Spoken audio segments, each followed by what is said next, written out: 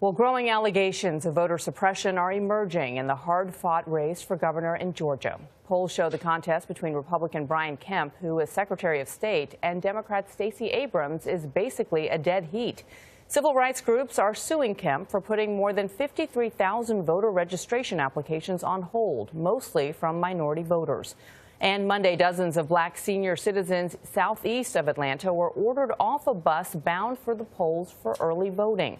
Nancy Cordes shows us how the fight over access to voting has become a key issue. Nancy, good morning. Good morning. County officials in Georgia say those senior citizens were told to get off the bus because it was parked outside a county facility and thus constituted prohibited political activity.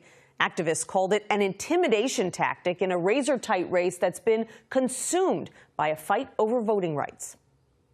The votes are being purged. In Hinesville, Georgia, it was the talk of the race. I want them to remember that people died for that right. They were there to see Democrat Stacey Abrams, who is vying to become the first African-American woman governor in the South. In 21 days, we're about to make history. She's running against Republican Brian Kemp, who currently oversees Georgia's election system.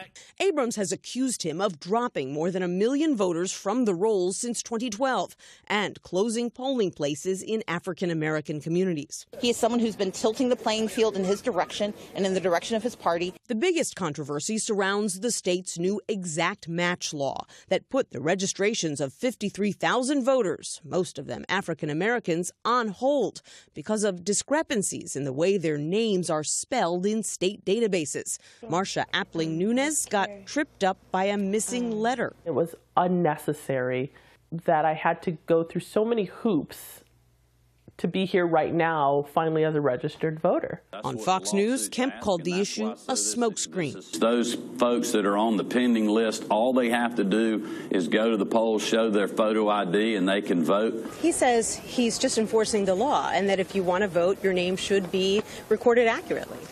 The challenge is that he knew from experience that this law has a disproportionate effect on certain communities because he was sued for exactly this reason in 2016. Appling Nunes told us she has now been re-registered despite that missing A, but only after going online more than 40 times. Kemp's campaign declined our request for an interview, but in a statement said that Abrams is trying to create fake outrage to drive voters to the polls. Gail. Thank you very much, Nancy. But some of the discrepancies, though, are as simple as a hyphen is not there or your numbers transposed. I think everybody agrees, no matter what political stripe, more people should vote. There were more than 90 million people that didn't vote in the election. It shouldn't be that hard to vote. And that's a case where every vote is going to matter in that race.